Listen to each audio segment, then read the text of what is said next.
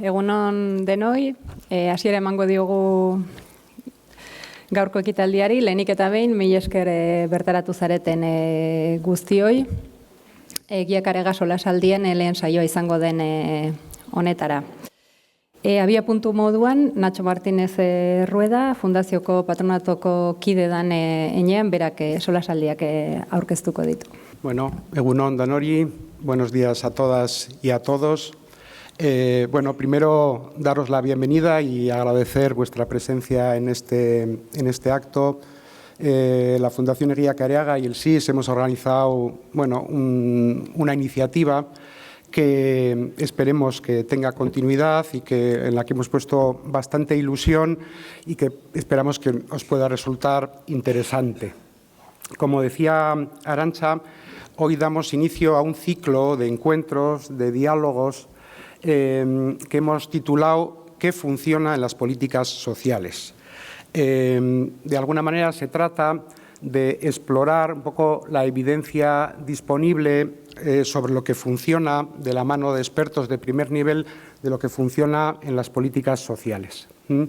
Antes de presentar un poco en qué va a consistir esta primera sesión, sí nos gustaría contextualizar o resumir un poco el sentido que ha impulsado esta iniciativa, ¿no? En este sentido, podemos decir que hay como dos elementos o dos razones que nos han impulsado a organizar este ciclo de encuentros. Por una parte, en primer lugar, queríamos reconocer, agradecer, honrar la trayectoria de José Eguía Careaga, al que muchos, por lo menos, tenéis referencias de él, y que fue impulsor de la Fundación Eguía Careaga y del SIS y que falleció en abril. Como muchas sabéis, fue una persona excepcional, fue con muchas facetas, sacerdote, jurista, deportista, intelectual, humanista, pero sobre todo le conocemos porque fue pionero en la respuesta, en la creación de los primeros servicios para personas con discapacidad. En su trayectoria podemos recordar la contribución al primer centro de lo que entonces llamábamos Centro de Profundos, en Uliaspi, también su contribución en el ámbito de la discapacidad intelectual a la creación de lo que hoy es Atsegui y también, como no, fue el impulsor de lo que hoy es la Fundación Eguía Careaga y del SIS, que en estos años se ha ido convirtiendo, creemos, en una referencia ineludible en el ámbito de las políticas sociales, aunque surge de la discapacidad, luego ha ido abordando otras temáticas relacionadas con los servicios sociales y las políticas sociales. También, y aunque, si me permitís, me gustaría hacer una pequeña referencia también a dos personas que contribuyeron, que también nos dejaron hace justo un año, como fueron Marijose Goñi, que trabajó en el ámbito de la discapacidad intelectual, y Iñaki Alcorta, que también para mí han sido dos pioneros en este ámbito de las políticas sociales y particularmente en el ámbito de la discapacidad. Ese es el primer motivo que nos ha impulsado a organizar este ciclo de encuentros, este ciclo de diálogos. Pero también la segunda razón es la idea un poco de profundizar en lo que es la propia misión de la Fundación Eguía Careaga y del SIS, que es la de identificar y difundir, compartir, socializar, si queréis, las evidencias, lo que ha mostrado que es más eficaz para responder a los retos sociales que enfrentamos, ¿no? En este sentido, este ciclo de conferencias que en principio desarrollaremos a lo largo del 2024 y del 2025 quiere contribuir a esa idea de identificar y difundir, compartir lo que se ha mostrado más eficaz. Y para eso se nos ha ocurrido este formato, que veremos un poquitín cómo funciona, pero que busca crear un espacio de diálogo, busca también un espacio de encuentro acerca de lo que la ciencia nos dice, de lo que funciona o no funciona en las políticas sociales. En ese sentido, queremos abrir un poquitín ese espacio, crear un clima en el que podamos dialogar sobre lo que funciona o no funciona en políticas sociales. Nuestra idea, hoy empezamos con la primera sesión que hemos la hemos centrado en los cuidados en la comunidad, pero nuestra idea sería abordar otros temas o algunos de los temas más relevantes, como pueden ser la convivencia intercultural, como puede ser el acceso a la vivienda, la equidad intergeneracional o temas similares. Y esperemos que tenga continuidad, veremos un poco cómo funciona, pero esperemos que tenga continuidad.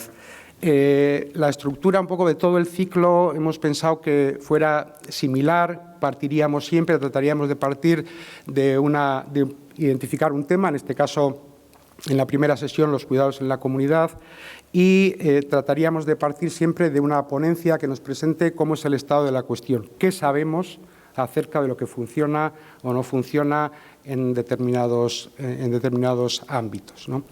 La idea luego es debatir, dialogar sobre esas evidencias, también contando con especialistas expertos de primer nivel, que luego nos presentarán a las personas que nos acompañan en la primera sesión. Sin más, bueno, reitero un poco el agradecimiento por vuestra presencia aquí y esperemos que nos resulte a todos interesante.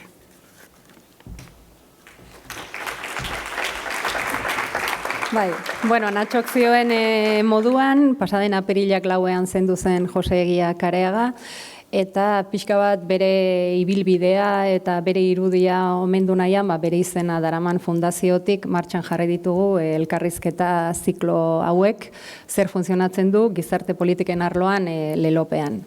Ziklo hauen helburua izango da, adituen eskutik beti ere, aztertzea zein evidentzia dagoen, gizarte politiken gai ezberdinetan zerk funtzionatzen duen eta hitzitik zerk ez duen funtzionatzen aztertzea eta alden heinean ezagutza hori hedatzea.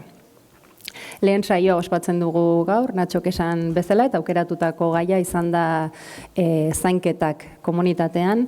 Zehazki, jakin nahiko genukena gaur da, zein evidentzia dagoen adineko pertsonak, urritasuna dutenak edo mendekotasuna duten pertsonak ingurune komunitarioan hartatzeko orduan, zein programa, zerbitzu edo estrategiak bermatzen duten behar adinako kalitatea eta intensitatea kolektibo hauek hartatzerako orduan.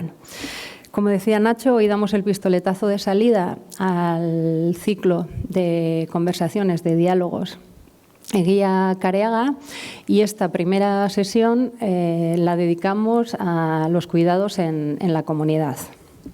Se analizará más concretamente la evidencia disponible sobre cuáles son los programas, las intervenciones o las estrategias que garantizan una atención con el suficiente nivel de calidad y de intensidad a nivel comunitario, tanto para personas mayores como personas con discapacidad o con dependencia. Como ha explicado Nacho, los ciclos tendrán una estructura similar. En el caso de hoy, arrancamos con una ponencia de David Palomera sobre cuidados de larga duración en la comunidad, precisamente analizando si sabemos qué funciona y qué no funciona.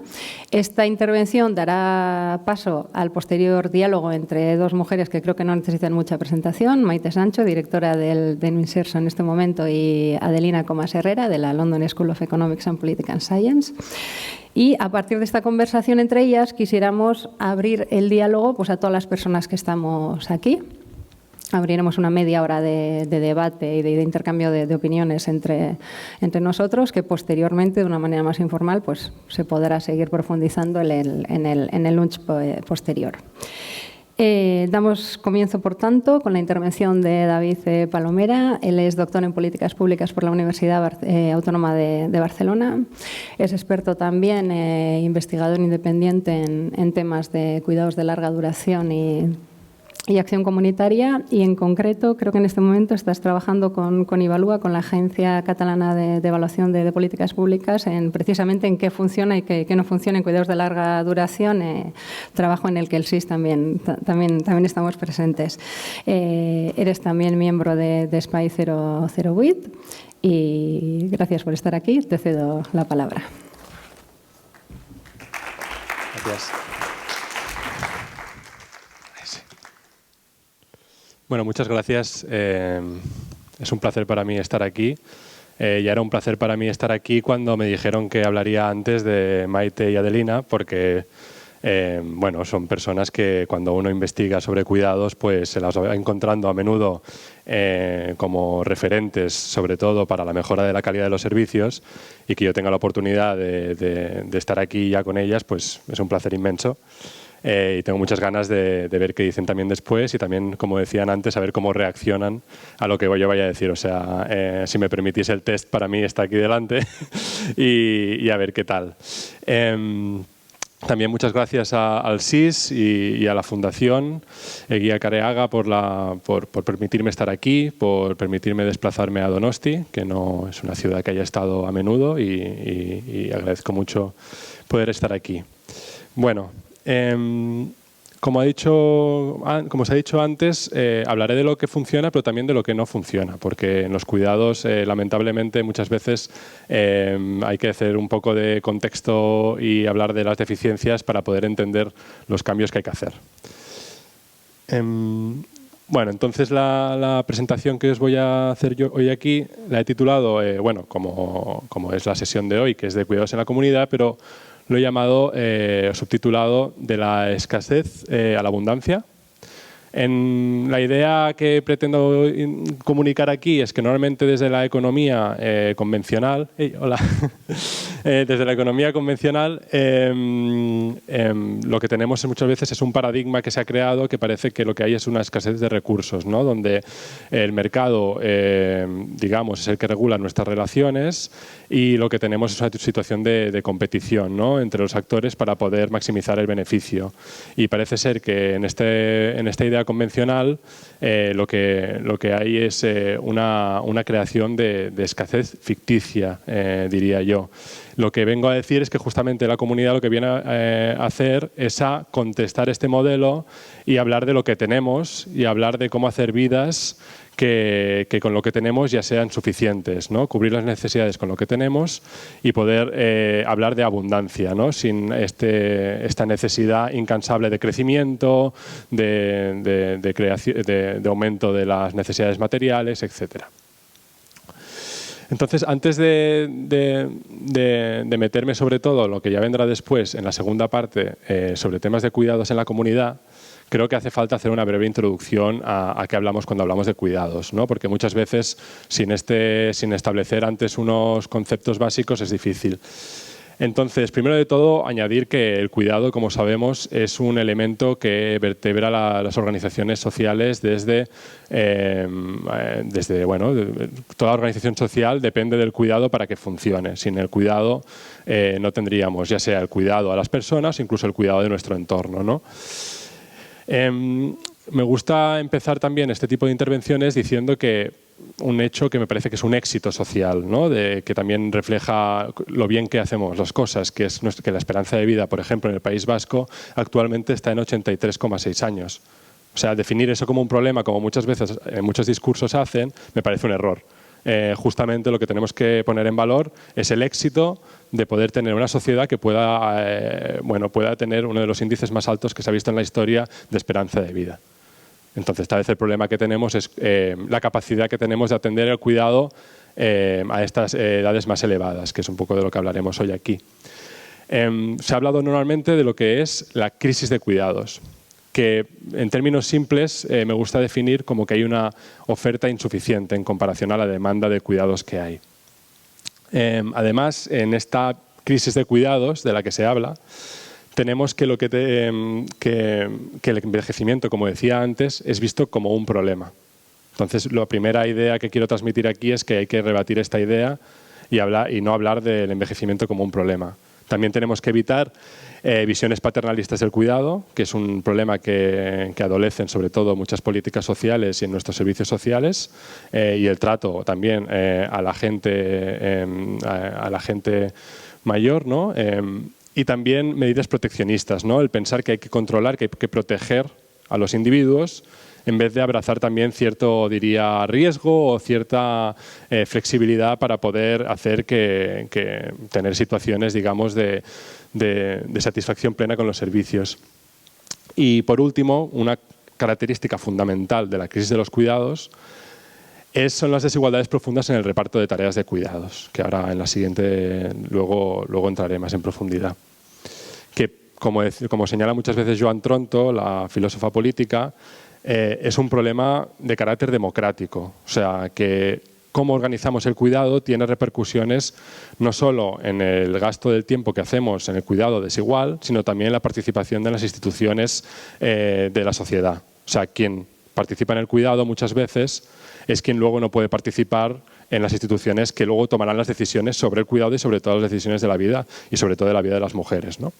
Señalar que el cuidado social tradicionalmente, voy a hablar de situaciones generales, media española a veces, sé que en Guipúzcoa también hay una realidad diferente y que tal vez es más privilegiada que otras en el contexto español, pero sí que incluso en países como Dinamarca, en contextos de estado de bienestar mucho más financiados, sí que el cuidado social ha tenido una posición residual en la construcción de los estados de bienestar. Entonces, solventar esa posición residual histórica es uno de los grandes retos. Cómo situar en nuestro estado de bienestar el cuidado social central junto con educación, junto con sanidad, ¿no? La ley de dependencia puso, como explicaré luego, puso alguna piedra en esa dirección, pero aún queda mucho camino.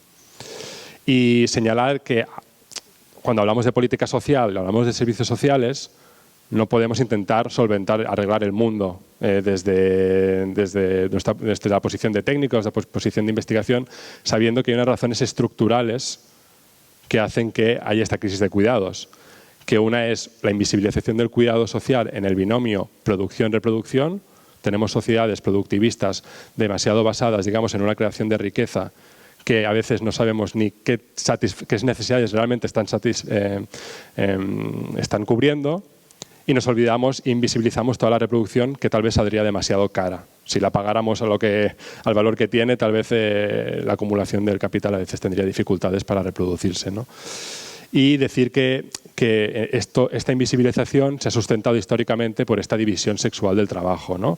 Que estamos hablando de siglos, milenios de patriarcado, ¿no? Entonces, tengamos ese contexto de fondo. O sea, no, cuando estamos en los servicios sociales pensemos que hay unas razones de fondo que hay que solventar desde estructuras estatales, globales, etcétera. O sea, es un problema gordo, digamos, que el que tenemos. Cuando hablamos de cuidado social, me gusta también hacer esta introducción porque no me gusta hablar tanto de cuidados, que a veces se difumina, las empresas hablan del cuidado a los trabajadores, del cuidado, hablamos de la publicidad, utiliza la idea del cuidado, te cuidamos, no sé qué.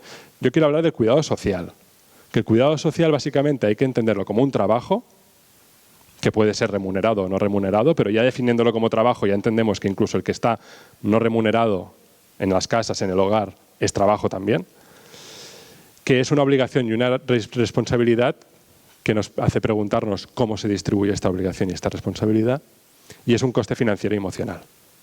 O sea, estas tres patas, que no es que las vaya a cubrir ahora aquí y os haga hacer un análisis muy teórico de todo esto, pero creo que son importantes. Y entonces a la derecha tenemos un famoso diamante que resume 4 instituciones que pueden proveer cuidados, que se han definido entre familia, mercado, Estado y comunidad. Entonces, estas preguntas, por ejemplo, ¿no? estos ejes analíticos, podríamos ubicarlos a ver cómo cada actor institucional participa. Yo, en mi investigación, me he centrado mucho en la parte del Estado, tengo que decir, en la parte de las políticas públicas. Y como sabemos, por ejemplo, en el contexto español, esta posición residual del cuidado ha sido muy importante por parte del Estado, con una fuerza muy importante, al contrario de la familia, ¿no? Hemos tenido un estado de bienestar muy familiarista, que se dice, donde a la familia se le otorga mucha responsabilidad en el cuidado y se delega, se externaliza ahí. Y lo que vendré a hablar hoy, sobre todo, es de cómo potenciar la pata que tenemos ahí abajo, que normalmente es la más olvidada y la más difícil de configurar en las políticas públicas, ¿no?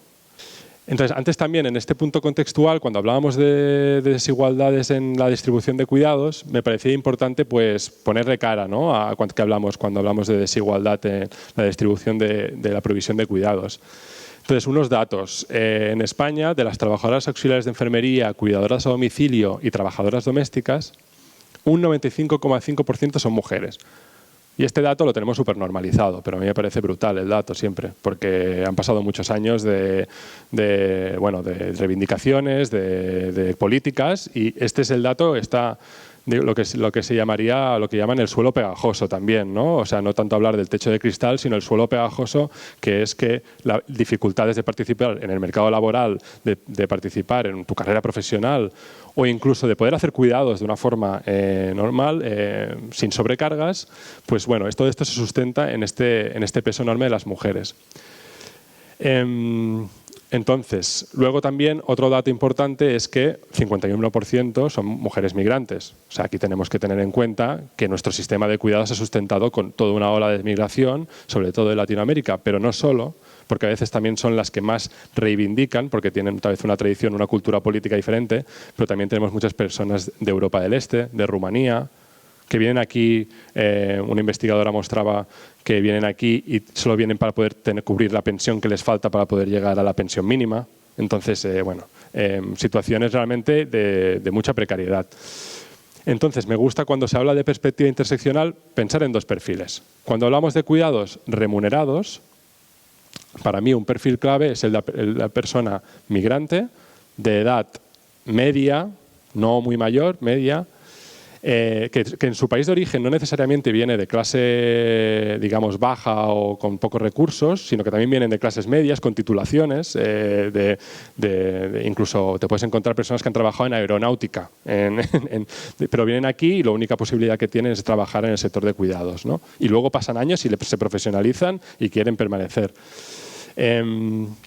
Y también muy relacionado con esto, por cierto, de trabajadores migrantes, está el concepto que se ha hablado de la cadena global de cuidados, que es que todos nuestros cuidados se sustentan con un funcionamiento de una cadena global mundial, digamos, no global, que lo que hace es que reproducimos nuestros déficits de cuidado, los cubrimos creando déficits de cuidado en otros países. Las mujeres que vienen aquí han de poder pagar las remesas para poder pagar los cuidados que no pueden hacer en sus países. Muchas veces intentan traer sus hijos, pero no pueden. Entonces tienen cargas de cuidados también en sus países de origen o aquí.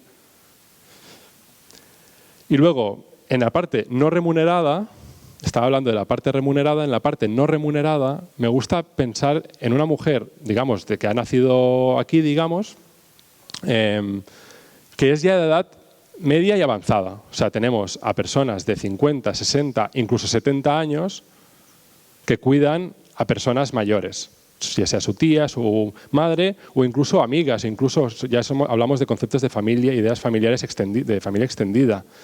Entonces, son dos perfiles que me parece muy importante tener en cuenta cuando hablamos de cuidados. Entonces, en todo este contexto, en el 2006, lo que tenemos es la llegada de la famosa Ley de Dependencia, que lo he titulado Una nueva estructura incompleta. Y he puesto aquí una foto de un edificio en obras, que me parece que representa un poco lo que ha sido la Ley de Dependencia, que es que ha puesto un cimiento súper importante, que es la creación de un derecho subjetivo del cuidado. También ha añadido una coordinación desde el Gobierno central y, sobre todo, se suponía una financiación. Todos estos elementos hay que reconocerlos como un paso que fue fundamental, que no se han repetido en otros países. Por ejemplo, Italia yo creo que no dio ese paso y era un país de un modelo de bienestar, digamos, más parecido en algunas cosas. Pero una ley que se ha encontrado con límites coyunturales y de diseño.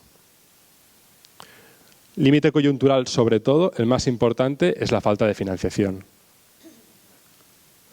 Aquí tenemos un gráfico de la financiación de la Administración General del Estado al País Vasco. He puesto solo el ejemplo del País Vasco, pero esto lo veríamos en cualquier comunidad. También se ve en Cataluña. Y vemos la evolución de la financiación acordada, que es la que se acuerda a nivel, digamos, de coordinación de las comunidades autónomas, que sobre todo es la decisión del Estado central muchas veces, y el mínimo, que es obligatorio, se lo tiene que cumplir. Y vemos cómo en Cataluña, después de la crisis económica, había una caída incluso. Aquí en el País Vasco, digamos, esto no está a precios reales, o sea, está a precios constantes, pero vemos que la financiación se estancó completamente, ¿no? Y que solo recientemente, con el gobierno que llegó en 2019-2020, se empezó a recuperar la financiación. También en un contexto, digamos, de recuperación económica, diríamos, ¿no? Pero que muestra también cómo el cuidado social se ha visto de momento muy sujeto al contexto económico. Esto sería el tema coyuntural, uno de los temas. Luego podemos hablar de límites de diseño, también de la propia ley. Yo he distinguido dos, pero una sobre todo. Es que la ley de dependencia lo que hacía sobre todo era crear unas transferencias económicas. Al final, la ley, una de las mayores innovaciones, porque muchos servicios ya existían y lo que se hacía era reforzarlos con financiación, organizarlos, pero tal vez la mayor novedad fue la creación de una prestación económica al entorno familiar de las personas cuidadas. Cuando empezó la ley, esta prestación se disparó, o sea, mostrando el componente familiarista y la cantidad también de economía sumergida que existe en el mundo de los cuidados.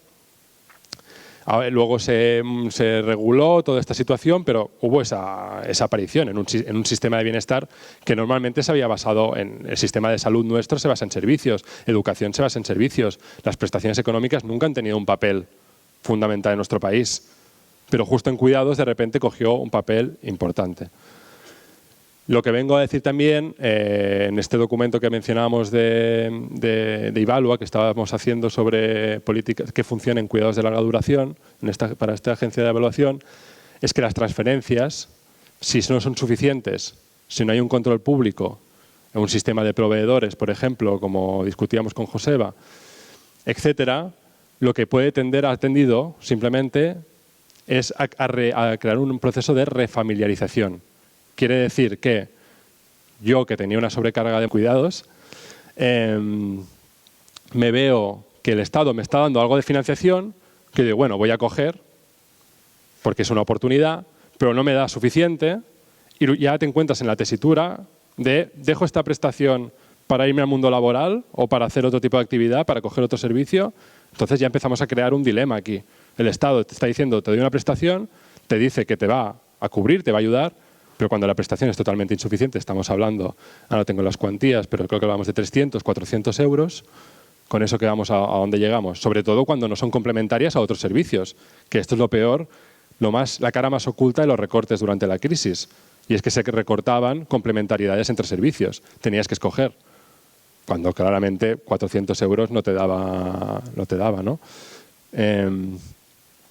Bueno, yo creo que esto es un elemento que hay que corregir, que no servirá con aumento de un 5 o un 10% de esa prestación, sino que hay que dotarlo de una suficiencia mucho mayor y acompañarlo de una guía hacia un proceso de creación de servicios de buena calidad.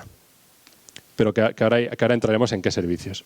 Había puesto también algunos límites del actual sistema, pero antes, en vez de quedarnos en los límites, hablemos de casos, para no quedarnos en lo que no funciona, hablemos de lo que funciona y de lo que podemos hacer. En los últimos años creo que podemos hablar de que cada vez más encontramos en los discursos y en las políticas una nueva estrategia, que aquí digo o vieja, porque nos gusta hablar de innovaciones y luego cuando se justifican subvenciones y fondos públicos es importante hablar de innovaciones y hablar de cosas nuevas, pero hay que reconocer que había muchas cosas que se hacían en los años 90, en los años 80 tal vez, que ya funcionaban, que luego lo comentaré eso, ¿no? Así que digo, bueno, nueva estrategia en que es un nuevo contexto, por supuesto, en el que se implementan estas estrategias comunitarias, pero que son muchas cosas que tal vez tienen un recorrido histórico, diríamos, milenario en cuanto a prácticas de cuidado. Entonces, el enfoque, esta nueva estrategia se puede llamar comunitaria o también me gusta llamarla público-comunitaria, para hacer referencia a esta tendencia que ha habido a intentar hacer que los servicios públicos se abran democráticamente a la participación de las personas y de las comunidades. Y no solo se abra a los intereses más privativos, ¿no? Sobre todo de, por ejemplo, grandes empresas con ánimo de lucro, ¿no? O sea, en vez de esa gestión público-privada que ahora entraré, una gestión público-comunitaria.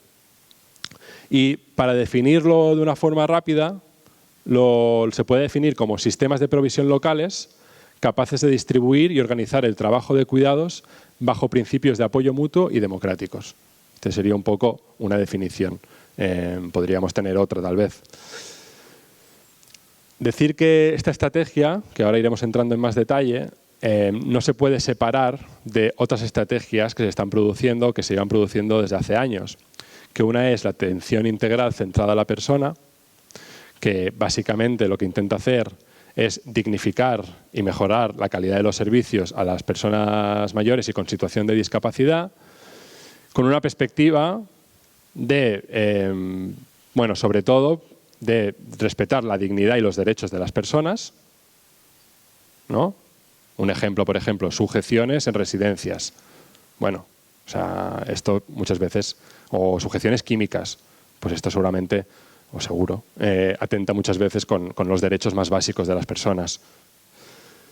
Pero también un elemento muy importante de los cuidados que se olvida muchas veces y es la participación de las personas en la sociedad, en su comunidad.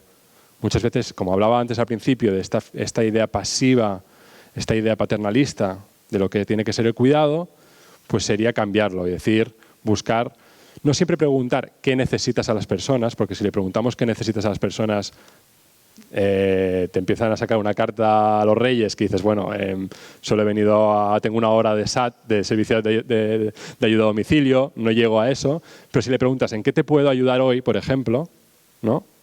En vez de asumir que tengo unas tareas que me han pedido, que me han mandado, que yo he decidido que había que hacer, si pregunto qué puedo hacer por ti hoy, abrimos un mundo de atención centrada en la persona que ya cambia el paradigma radicalmente, ¿no? Y también otra tendencia que sí que la juntaría ya con cuidados en comunidad, yo creo, no va tan separada, que es desinstitucionalización, que bueno, que Maite seguramente luego nos hablará porque ella ya está conociendo en detalle, aparte Maite lo ha practicado, digamos, desde la atención directa, pero ahora tiene la oportunidad desde Madrid de poder desplegar, ¿no? esta iniciativa, que ahora la comentaremos. ¿Y qué hablamos cuando hablamos de desinstitucionalización, que es una palabra súper difícil de pronunciar? Pues hablamos de no simplemente de cerrar residencias, que no siempre es la idea, sino es de hacer que la institución y lo que decida la institución sea el centro. O sea, hacer que las personas tengan algo que decir o lideren lo que es esa institución. O sea, es un cambio que puede ser de paradigma dentro de una propia institución. No significa ir cerrando todas las residencias, ¿no? Que sobre todo sabemos que ahora mismo sería inviable, ¿no? Y también de creación de unidad de convivencia. Este es otro concepto súper importante, que es la idea de intentemos hacer, ya que no siempre podemos envejecer en casa, en nuestra casa, intentemos hacer que los servicios que damos se parezcan al máximo a un hogar. No va a ser tal vez viviendo yo solo de una forma individual, pero compartido con otras personas, que luego también entraremos en eso. A la derecha es un informe que hice con Spicer Wheat, esta organización de economistas catalanes, que bueno, está en catalán, pero bueno, que si alguien sabe catalán, pues lo puede consultar. Antes de entrar en los casos concretos, quería hacer también este apunte de decir, ¿en qué se diferencia lo público comunitario de otros tipos de gestión? ¿No? ¿De qué hablamos cuando hablamos de tipos de gestión? Entonces, hablemos primero de lo que es la gestión pública tradicional. ¿Qué es la gestión pública tradicional? Para mí la gestión pública tradicional, para pensarla claramente, es esa estructura de una administración pública que provee el servicio directamente con una estructura funcionarial. Esa es la idea que tenemos que tener, ese ejemplo, ¿no?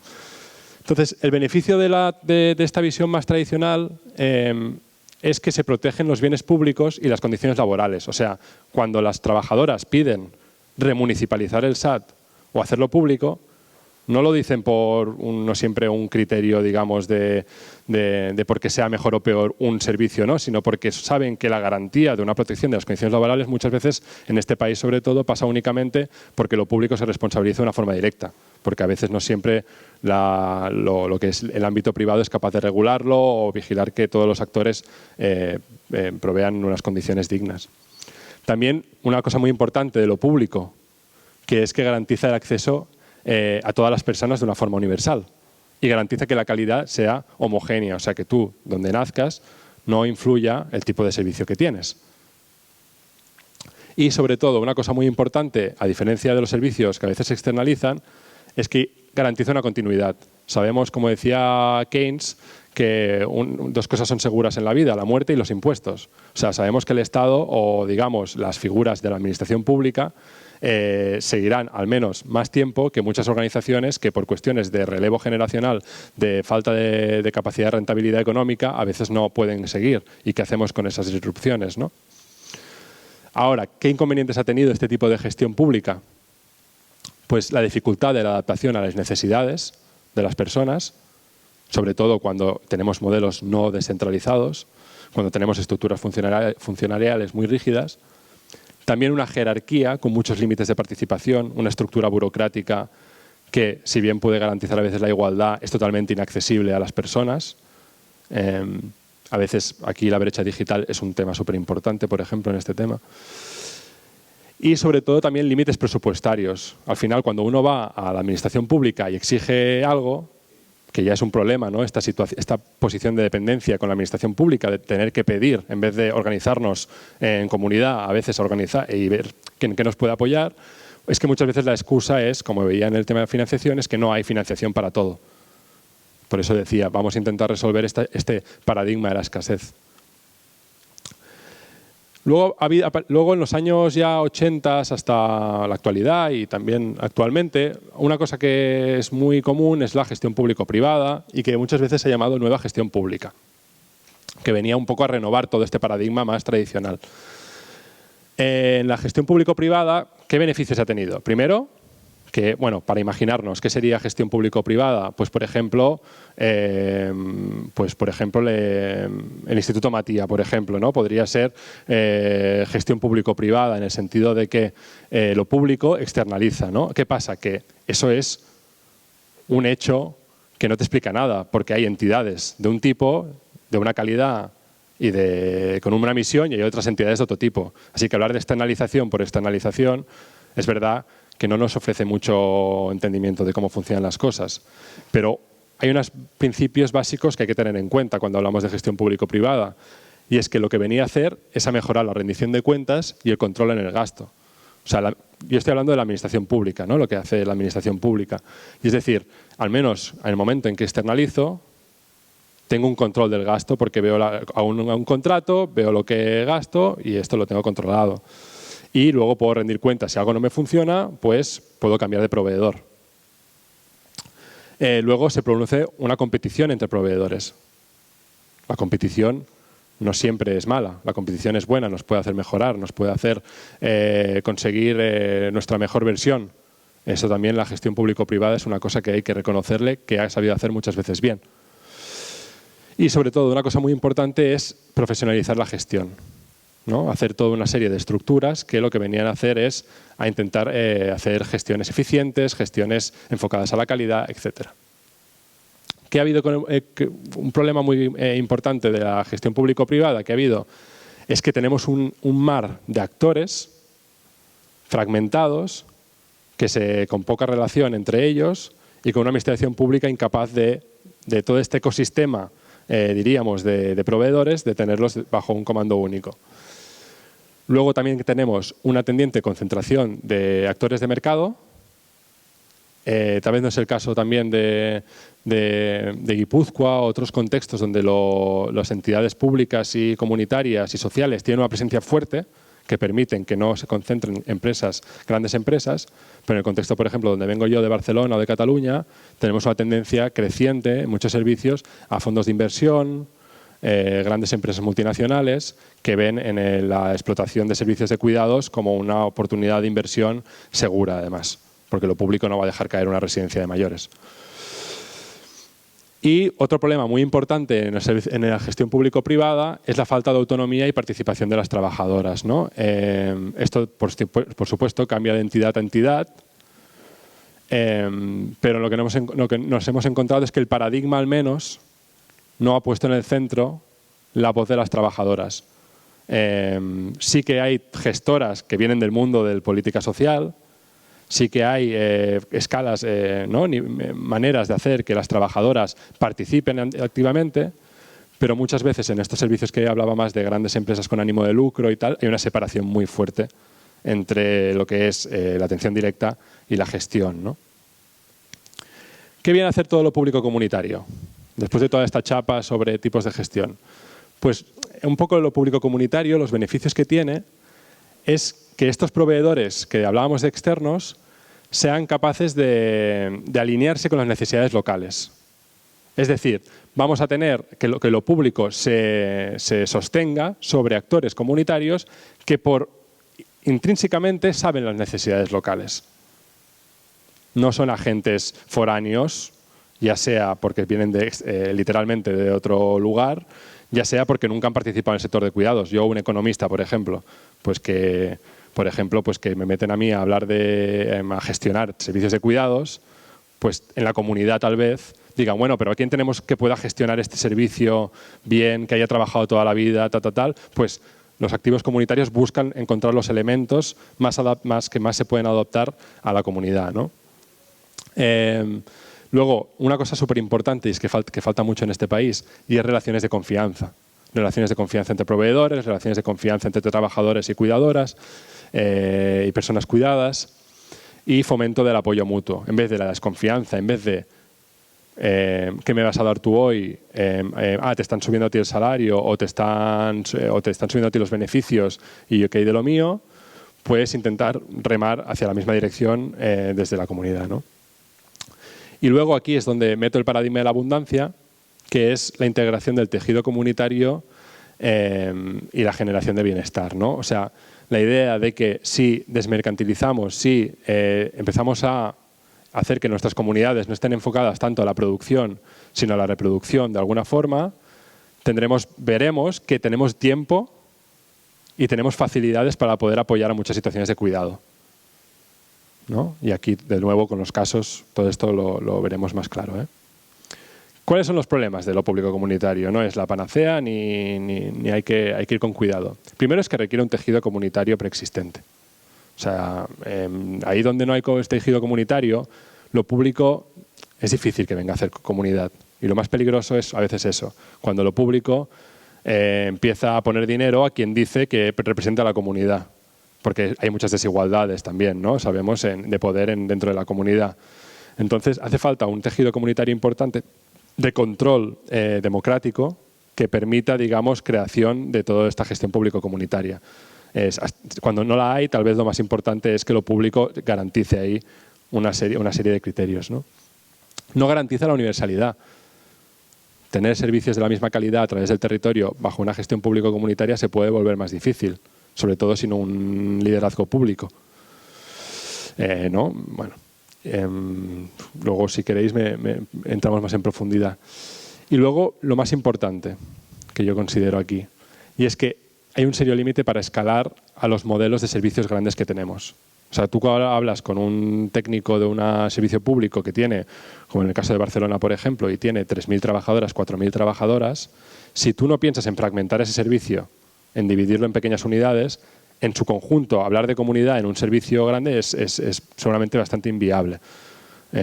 Casos de cooperativas, por ejemplo, grandes cooperativas, no hay tantas. Y cuando las hay, pues empezamos a tener dudas a veces de la capacidad que tienen de estar en el tejido comunitario, ¿no? De nuevo, lo de tejido comunitario preexistente es importante. Si tienes un tejido comunitario conectado a nivel del territorio grande, tal vez sí que puedes abarcar un servicio grande, pero si no, no. Bueno, estos serían los apuntes que quería hacer porque me parecían importantes. Sí, perfecto. Vale, entonces vamos entrando ahora a 3 servicios básicos que he distinguido. Cuidados a domicilio, residencias y covivienda o viviendas tuteladas. En cuidados a domicilio me gusta distinguir, bueno, he distinguido hoy aquí a riesgo de resumir mucho, o sea, luego en el debate posterior o con las preguntas espero que completemos y enriquezcamos lo que pueda decir yo aquí, ¿eh? No vengo a decir que esto es así y punto. Pero bueno, para la presentación de hoy me ha gustado detectar como límites actuales que en los cuidados a domicilio lo que tenemos, por ejemplo, de actuales problemas es una alta rotación de trabajadoras en el hogar. Entonces tenemos que las personas que son cuidadas en el domicilio a veces tienen, incluso en una semana, tienen, bueno, no sé, para dar una cifra, ¿no? 10 personas diferentes que han pasado por su casa. Si una se ha dado de baja o ha habido que cambiar un turno. si la propia persona ha tenido que cambiar el servicio, etcétera. Y al final eso genera mucha desconfianza y disminuye mucho la calidad del servicio, porque quien viene no tiene el conocimiento, ¿no? Y luego las condiciones laborales precarias, ¿no? Sobre todo en este servicio. Es que, sobre todo en las ciudades grandes, ¿no? En los pueblos aún los sueldos pueden permitir tal vez mantenerse, pero en las ciudades grandes, me puedo imaginar Donosti, Barcelona, trabajar en el cuidado a domicilio no te supone para nada la supervivencia en la propia ciudad. Entonces muchas veces tienes que vivir lejos o vivir de forma muy precaria. En el caso de Barcelona, el caso más extremo es que los propios servicios sociales, la gente que viene, la gente que atiende son trabajadoras del cuidado. O sea, son trabajadoras públicas de un servicio externalizado que vienen a un servicio social a pedir ayudas para el alquiler. A mí eso me chocaba mucho cuando hablábamos de reconocimiento del cuidado y todo eso. Luego, la falta de autogestión y flexibilidad en el cuidado. Muchas veces son estructuras, sobre todo en servicios grandes, estructuras que intentan coordinar todo un mapa de calendario de servicios y que van enviando a las trabajadoras, desplazándolas, y las trabajadoras no tienen capacidad entre ellas de cambiar los servicios, etc. Y luego deficiencias de coordinación dentro y fuera del servicio. Queriendo decir esta coordinación entre trabajadoras, pero también la coordinación con salud y con servicios sociales, por ejemplo. Coordinar una visita al CAP, coordinar con el médico las necesidades médicas, etcétera. Todo eso ahora mismo el sistema, como está configurado, no lo facilita. Hay pruebas piloto, etcétera, pero no lo facilita. Entonces, ¿cuáles son las tácticas comunitarias para arreglar estos problemas? Territorialización, que eso significa crear unidades más pequeñas del servicio donde poder garantizar una coordinación con el CAP de referencia, con los servicios sociales de referencia, creando muchas veces, aquí es el punto 3, autogestión, creando equipos bueno, ahora lo explicaré con más atención con casos. Territorialización, que es esta creación de unidades territoriales más pequeñas, integración de servicios dentro de esa unidad territorial más pequeña, autogestión de las trabajadoras y apoyo tecnológico, aquí también lo he incluido, ¿no? Como que puede facilitar mucho esta gestión de las trabajadoras. Casos. Un caso muy famoso es el caso de Buurtzorg, que es el que vemos a la izquierda, en Holanda. Buurtzorg era una entidad sin ánimo de lucro en un país donde funciona más a través de transferencias también de seguros privados, que en poco tiempo pasó de ser una agencia de 50 trabajadoras a tener miles de trabajadoras en muy poco tiempo. O sea que, y como son las personas las que escogen los servicios, mostraba un poco que estaban haciendo las cosas bien. Y básicamente, aquí se ve en este esquema, lo que se intenta mostrar es que hay un equipo que se llama el equipo de Buurtzorg, que lo que tiene en cuenta es que hay un cliente, que aquí lo llaman cliente, que es el que toma sus decisiones en lo que le gustaría que fuera el servicio. Se tiene en cuenta la red informal alrededor de la persona atendida, esto es muy importante, o sea, hay que organizarse con los cuidadores no remunerados. Y luego hay un círculo exterior que son las redes formales, ¿no? Ya sería lo que decíamos de salud, de la administración, etc. Entonces, importante ver que el equipo está dentro de los sistemas formales y esto, que es un equipo. Es un equipo de 10 personas que, por ejemplo, lo que permite ya es que si una persona falla, ya la persona que es atendida ya sabe cuáles son los otros miembros del equipo. Y si alguien del equipo tiene una baja porque su niño o su niña está enfermo, puede confiar en que otra trabajadora que conozca el usuario puede cubrirla. Y si un día hay que levantar a alguien porque requiere mucha fuerza, pues si en el equipo hay una persona con más fuerza, pues entonces tal vez puede hacer esa actividad. O sea, ya es este tipo de cambio de concepciones, ¿no? Entonces, este modelo en Dinamarca se ha difundido en muchos municipios, se va a incluir en la ley, incluso ya está yendo con mucha rapidez la difusión de este modelo. Lo que se muestra aquí es un equipo de trabajadoras en este municipio, en Ikasbrande, que lo que hacen a las 7 de la mañana es que tienen su planning y lo están organizando ellas. Y justamente ese día que llegué era muy estresante porque habían caído 2 trabajadoras y tenían que reorganizar el plan. Y la idea era cómo la gente que lidera, la gente que coordina, no se mete a decirles cómo tienen que hacer las cosas. Es que las trabajadoras sean capaces de ellas de organizarlo. Claro, el riesgo aquí es que la administración pública se desresponsabilice. Justamente también tiene que haber un acompañamiento público, ¿no? Y ahí había el acompañamiento de las coordinadoras, ¿no? Y en este gráfico que se ve aquí es un poco el control que estaban haciendo las coordinadoras de decir cuántas personas están pasando gracias a este sistema por las casas de las personas atendidas, intentando ver si se reducen el número de personas que pasan.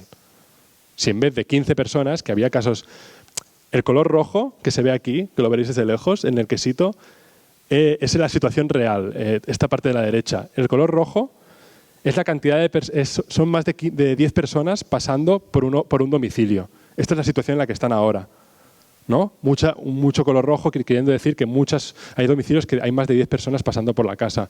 A la izquierda es a lo que buscan, que haya menos de 5 personas por ahí pasando por la casa. Y, bueno, hablando de que funciona, evaluación, hay una coordinadora intentando ver cómo conseguir esa transición. Y luego tenemos el caso de Barcelona, ¿no? Lo que se ha llamado las superías sociales, equipos SAT, que a la izquierda os muestro una ficha de lo que tenían las personas que eran cuidadas en sus casas con el equipo. Aquí vemos todo el equipo de cuidadores y cuidadoras. Y luego a la derecha lo que vemos es lo que se llamó vilaveínas, que son como, no sabía cómo traducirlo ahora, como ciudades de vecinos.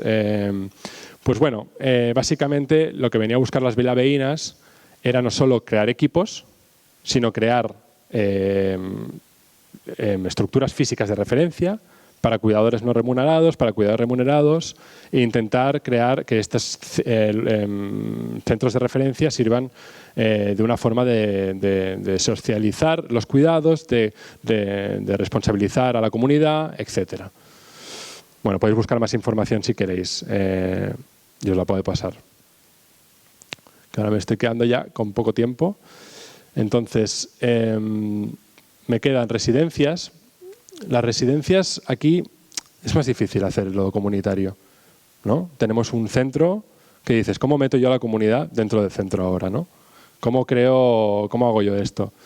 Entonces, tal vez la idea latente que hay que pensar aquí es que la comunidad ya existe.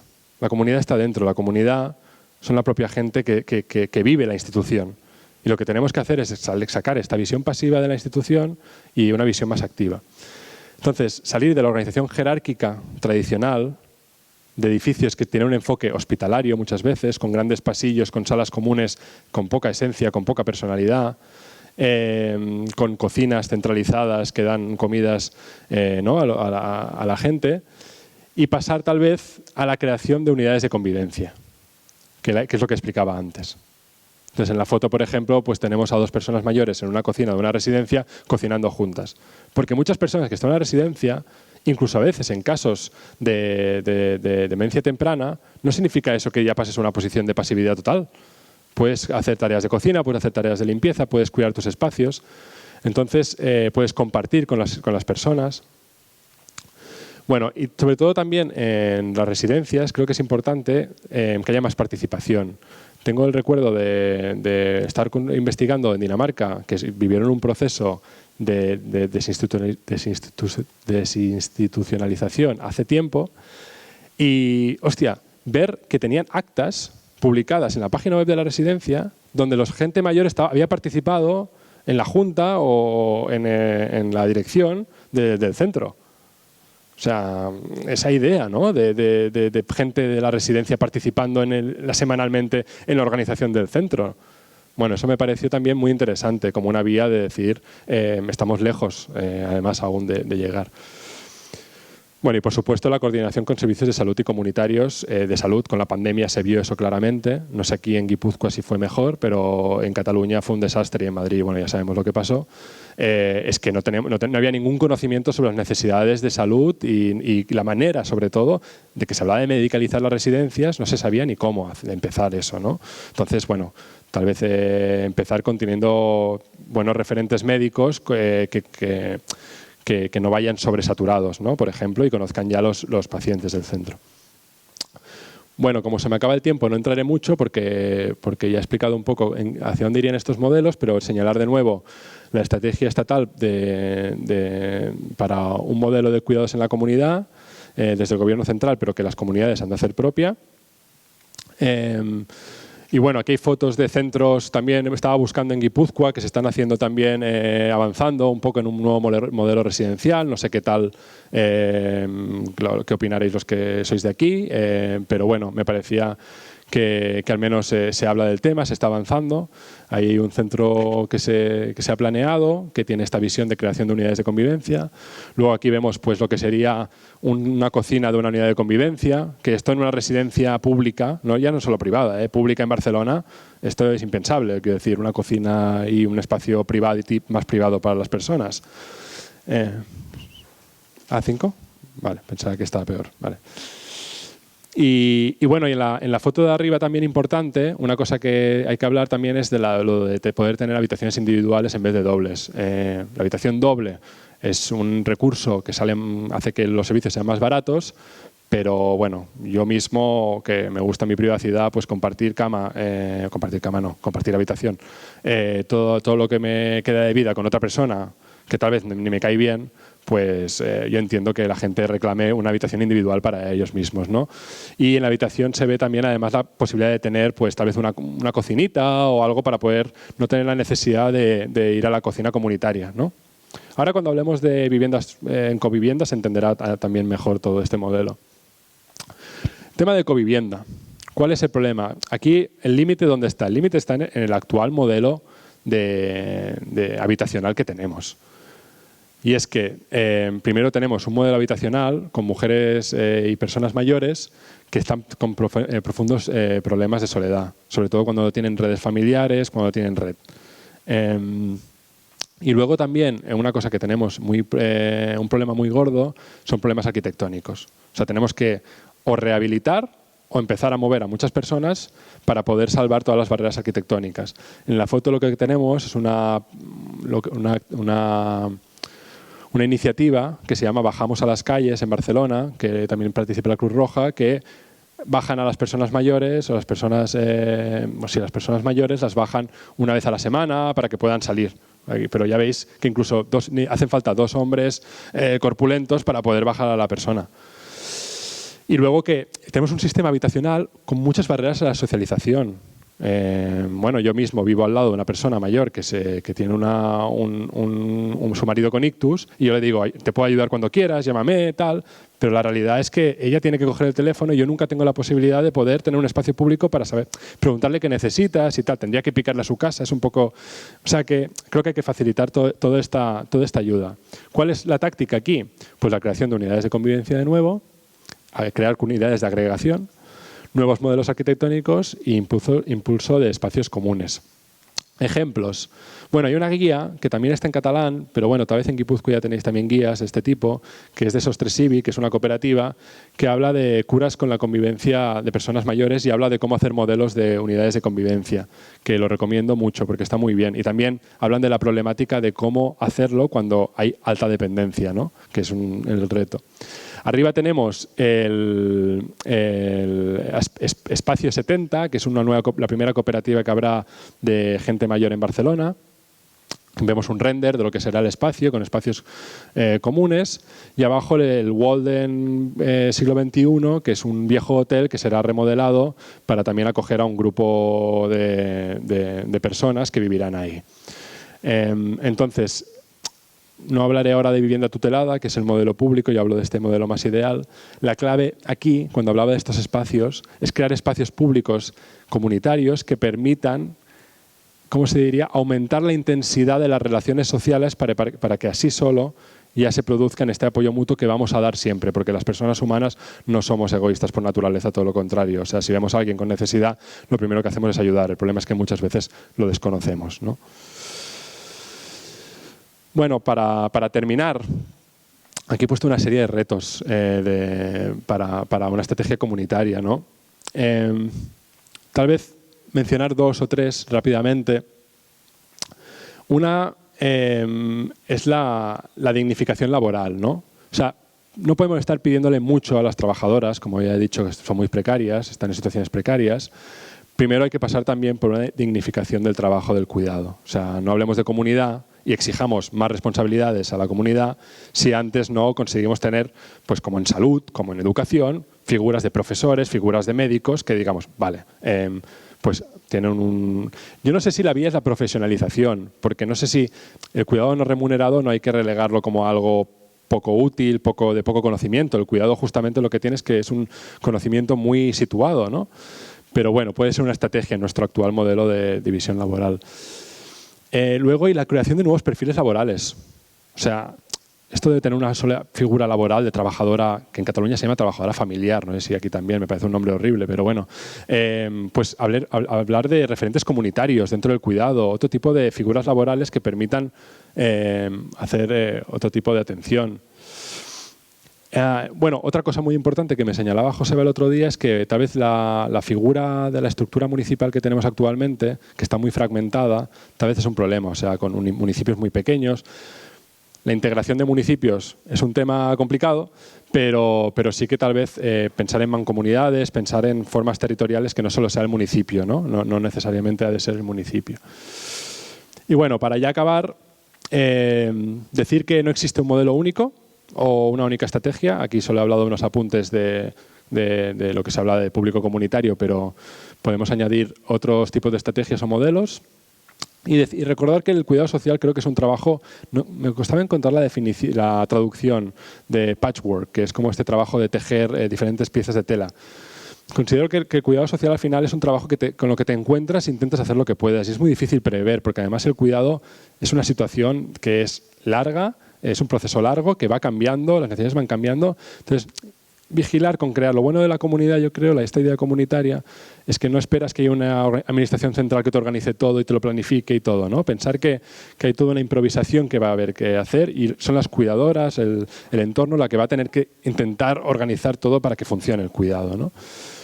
Y por último, que recordar esto, ¿no? Que es una responsabilidad pública y democrática propiciar un contexto favorable al cuidado social. Sin esta mayor responsabilidad pública, hablar de comunidad pues puede servir simplemente para externalizar a otros agentes y que lo público se desresponsabilice. Así que esto es súper esencial y hay que pelear un poco para avanzar en esa dirección.